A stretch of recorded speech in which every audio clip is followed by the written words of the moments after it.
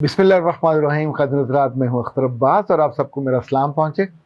पहले तो एक अच्छी खबर अहले कराची के लिए और अहले सिंध के लिए कि इंशाल्लाह 27, 28 और 29, 30 ये चारों दिन मैं इंशाल्लाह कराची में हूँगा और इसमें कुछ ट्रेनिंग्स हैं और आपकी पर्सनल और फैमिली काउंसलिंग और करियर काउंसलिंग। तो आप 0332-746-8746 या 0300-946-8746 इस पे कॉल करके अपनी जो पर्सनल काउंसलिंग या करियर काउंसलिंग या फैमिली काउंसलिंग के लिए अपना वक्त बुक कर लीजिए ताकि बाद में फिर दिक्कत ना हो, फिर ना कहना खबर ना हुई।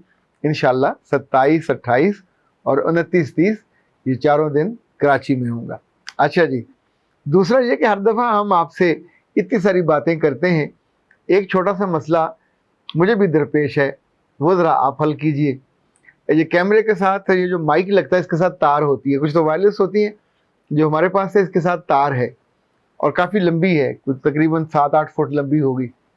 अच्छा, जब शूटिंग के बाद अगर उस तार को मैं वहाँ से उतारूँ और तो मैं एक जगह उसको हैंग कर देता हूँ तकरीबन दोहरा करके, इसका मतलब हुआ 4-4 फुट के 3 उसे चक्कर आएंगे।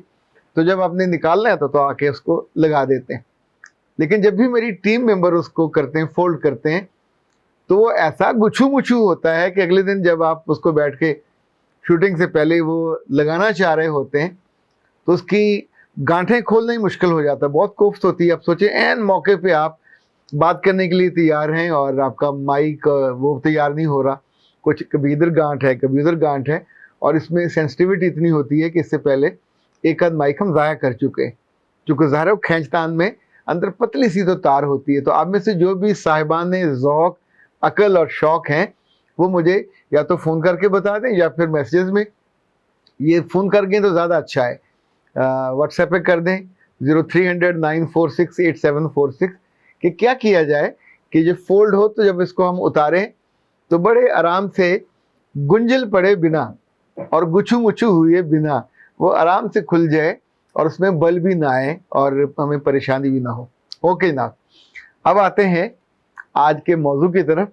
लेकिन आज के मौजू से ज़रा पहले एक कॉल आई मुझे अमृतसर से और ये थी ना कुलदीप सिंह साहब की। उनकी तस्वीर भी आ रही थी, व्हाट्सएप पे थी, उनके साथ अहलिया थी, साथ 2 बेटे थे और इनसे बात करके बहुत अच्छा लगा। इस एक हफ्ते में उनसे 2 दफ़ा मेरी बात हुई।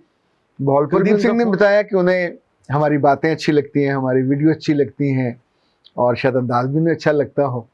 फिर मैंने उनसे पूछा क्या है, क्या अच्छा लगता है? उन्होंने कहा कि बड़ा टोकदा है। अच्छा, ये उनकी वहाँ की लोकल पंजाबी का होगा, मतलब ये कि दिल को अच्छा लगता होगा। फिर उन्होंने कहा कि हालात ज़रा अच्छे हों तो मैं चाहूँगा कि आप ज़रूर हमारे पास आएँ। फिर मैंने उन्हें बताया कि मैं अमृतसर आया था और गोल्डन टेम्पल में मैं रात रहने का मुझे मौका भी मिला। फिर उन्होंने कहा कि अक्सी मुफ्ती से मेरी बात हुई, मुमताज़ मुफ्ती साहब के साहबजादे थे, वो भी अमृतसर किसी ज़माने में गए थे। फिर इसी तरह उन्होंने जिक्र किया कि लाहौर में मेरे 2 बड़े अच्छे दोस्त हैं, एक अमजद इस्लाम अमजद साहब और दूसरे अताउल्लाह कासमी साहब। दोनों का हवाला कॉलम निगारी का भी है, शायरी का भी है, ड्रामा निगारी का है। लेकिन सबसे अच्छा ये कि जब दोस्तों में होते हैं तो बहुत वो दिलदार हैं और बड़े यूँ समझें कि बहुत अच्छे लतीफ़ों की कलेक्शन दोनों के पास है। सो बैरून मुल्क से आने वाले जो लोग, ज़ाहिर है ये पाकिस्तान के सफ़ीर ही होते हैं, जितने लोग मारूफ होते हैं, मकबूल होते हैं और अहले दानिश होते हैं, ये चेहरा होते हैं किसी सोसाइटी का।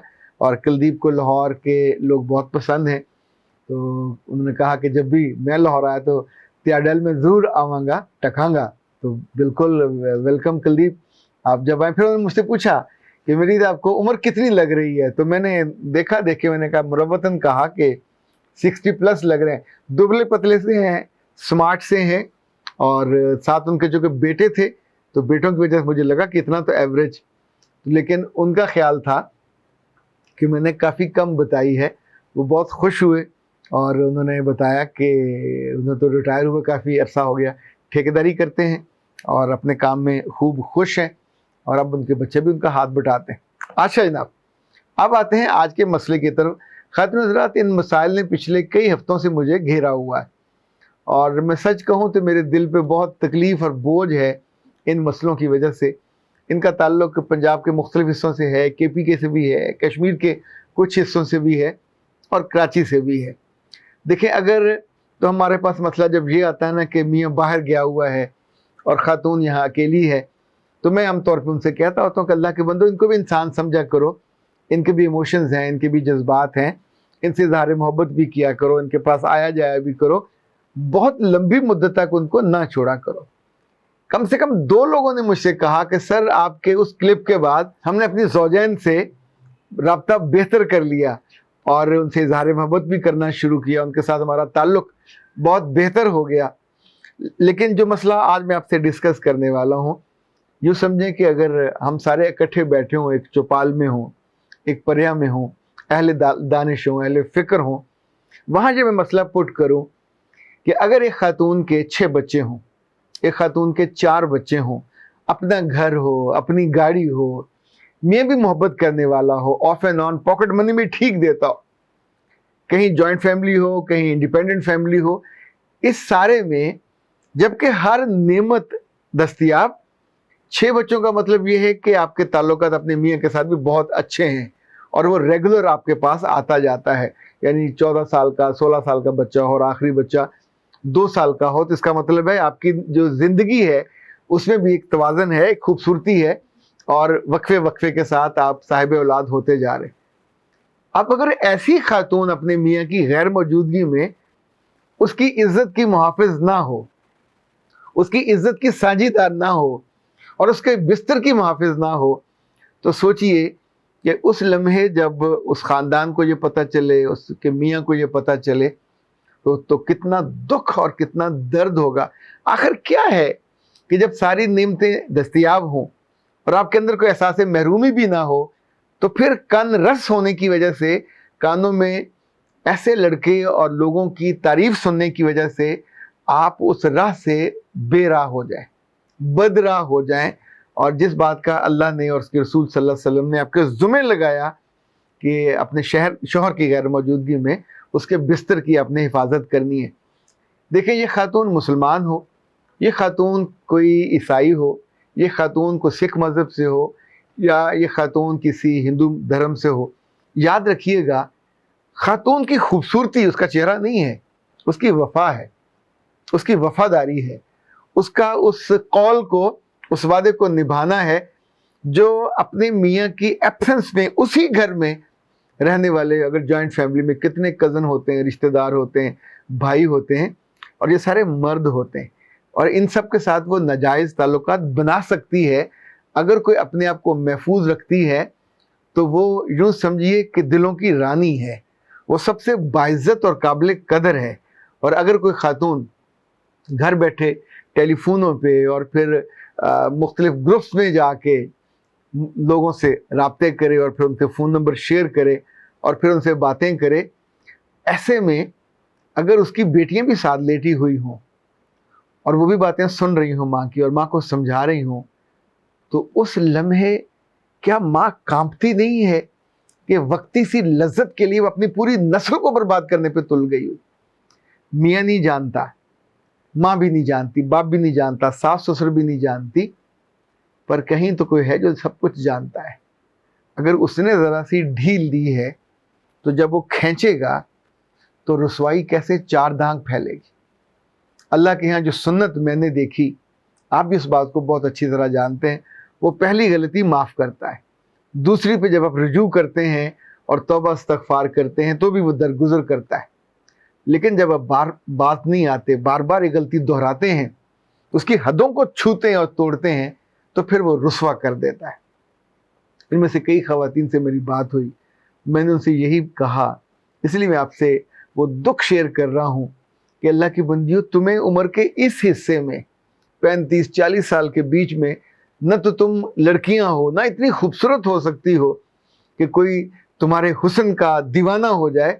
تو اب جو بھی تمہارے تعریف کرتا ہے یا جو بھی تم سے ویڈیو کال پہ بات کرتا ہے, یہ تو تمہیں سمپل ٹیشو پیپر بنانے کا ایک ان کا انداز ہے, اور تم بننے پہ تیار ہو.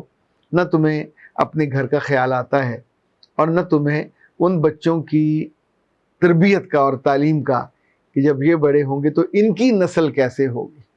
खातून हज़रात याद रखिएगा, निकाह में आप हों तो ज़िंदगी के सबसे खूबसूरत रिश्ते में होते हैं। उस निकाह में आपकी इज्जत होती है, आपकी तहसीन होती है, आपकी हिफाजत होती है, एक ऐसी खूबसूरती होती है रिश्ते की कि बज़ाहिर वो रिश्ता लूज हो, टाइट हो, लेकिन इबादत ही कहलाता है और उस रिश्ते से नस्लें आगे चलती हैं। पर अगर आपके मन में खोट हो और आपके कान में खोट हो और आपके जहन में खोट हो और मियाँ आपका दुबई बैठा हो, मियाँ आपका सऊदी अरब बैठा हो या मियाँ कहीं और बैठा हो और आप पीछे याराने लगाएं, आशनाइयाँ करें और कहें कि मैं टेलीफोन पे ये कर रही थी। एक बात जो मुझे समझ आई ज़िंदगी में कि जब आप इस बेराह रवी की बस पे बैठ जाते हैं और रास्ते में पकड़े जाते हैं तो फिर आप ये नहीं कह सकते कि मैं तो बस वैसे ही बैठी थी। ये वैसे बैठना नहीं हो सकता। जब आप बैठ गए तब आप चाहें या ना चाहें वो उसी दलदल में जाके उस बस ने गिरना होता है, रुकना होता है, ज़ाहिर उसका रूट तय है। तो जब भी आप ग्रुपों में बैठ के, जब भी आप छुप के अकेले में या अपनी किसी भाभी की मदद से, अपने किसी और दोस्त की मदद से ऐसी आशनाइयाँ करते हैं तो पंजाब के लोगों को तो मैंने देखा, ये तो गर्दनें उतार देते हैं। फिर सारी उम्र आप अपने ख़ानदान में, अपने लोगों के बीच में बैठने के काबिल नहीं रहते। फिर मेरे पास ऐसे केसेस भी आते हैं कि ख़ुदकुशियाँ की होती हैं, बाजू काटे हुए होते हैं, वेनें कटी होती हैं, लेकिन शर्म जो है और शर्मसारी वो इतनी ज़्यादा होती है कि उठाई नहीं जाती। तो कितना अच्छा हो कि जिस लम्हे आप मेन ट्रैक से हट के बेराह रवी के ट्रैक पे जाने लगो, अपने किसी कमज़ोर लम्हे का शिकार होने लगो, किसी के लफ्ज़ों के जादू को आपके जिस्म पे असर होने लगे और आप बेख्तियार उसके साथ बातें करने लगो और आप उसको अपनी तस्वीरें भेजने लगो और आप जानते हो कि आप चोरी कर रहे हो, तो ये चोरी बहुत महंगी पड़ती है उस खातून को भी, उसकी नस्ल को भी। और जब जब उसकी माँ को, उसके बाप को और उसके बहन भाइयों को इल्म होता है तो उनको भी बहुत दुख होता है। मेरी दिली आरज़ू है कि ये दुख किसी खातून को ना हो, होता उसकी अपनी वजह से है, किसी खातून पे ये कमज़ोर लम्हा ना आए।